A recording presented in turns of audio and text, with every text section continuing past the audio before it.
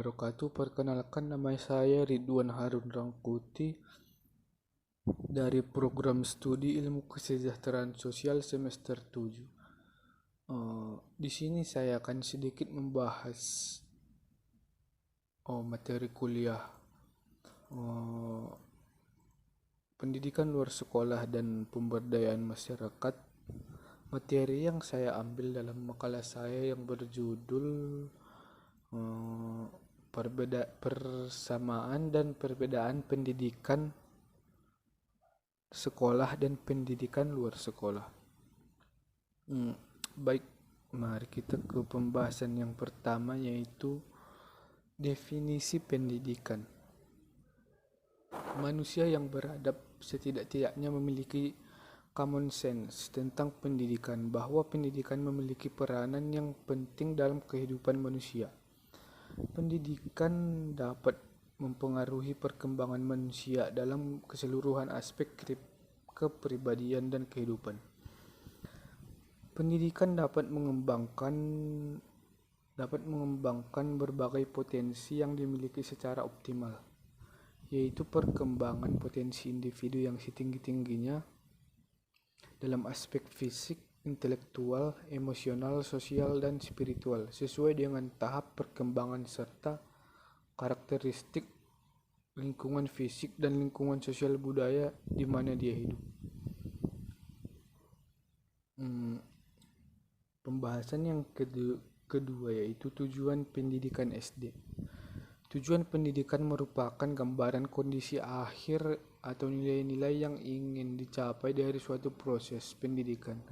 Setiap tujuan pendidikan mempunyai dua fungsi, yaitu yang pertama, menggambarkan tentang kondisi akhir yang ingin dicapai.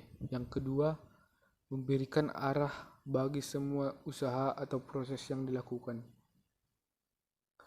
Acuan tujuan pendidikan SD. Tujuan pendidikan SD harus selalu mengacu kepada tujuan pendidikan nasional dan tujuan pendidikan dasar serta memperhatikan tahap karakteristik perkembangan siswa.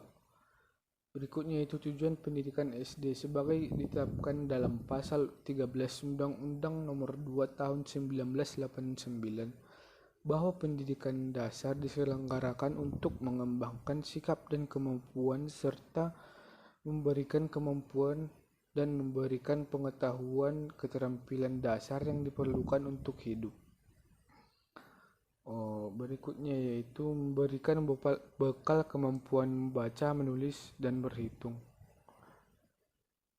Berikutnya yaitu memberikan pengetahuan dan keterampilan dasar yang bermanfaat bagi siswa sesuai dengan tingkat perkembangannya. Berikutnya mempersiapkan siswa untuk mengikuti pendidikan di SLTP. Bahasan berikutnya yaitu jalur pendidikan.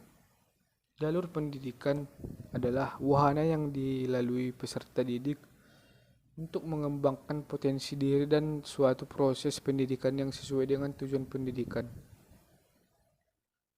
Dalam Undang-Undang Nomor 20 Tahun 2003, Pasal 13 Ayat 1 dinyatakan bahwa jalur pendidikan terdiri dari pendidikan formal dan non-formal, pendidikan formal, non-formal, dan informal. Pendidikan formal merupakan pendidikan yang diselenggarakan di sekolah. Jalur pendidikan ini mempunyai jenjang pendidikan yang jelas, mulai dari pendidikan dasar, pendidikan menengah, sampai pendidikan tinggi. Yang berikutnya yaitu pendidikan non-formal. Pendidikan non-formal adalah jalur pendidikan di luar pendidikan formal yang dapat dilaksanakan secara terstruktur dan berjenjang. Pendidikan non-formal paling banyak terdapat pada usia dini serta pendidikan dasar. Berikutnya yaitu pendidikan informal. Pendidikan informal adalah jalur pendidikan keluarga dan lingkungan berbentuk kegiatan belajar secara mandiri yang dilakukan secara dasar dan bertanggung jawab. Hasil pendidikan informal diakui sama dengan pendidikan formal dan non-formal setelah peserta didik lulus ujian sesuai dengan standar nasional pendidikan.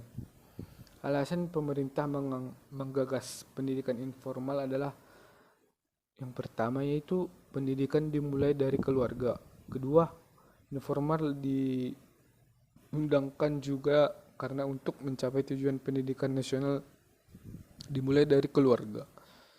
Ketiga, homeschooling, pendidikan formal tapi dilaksanakan secara informal.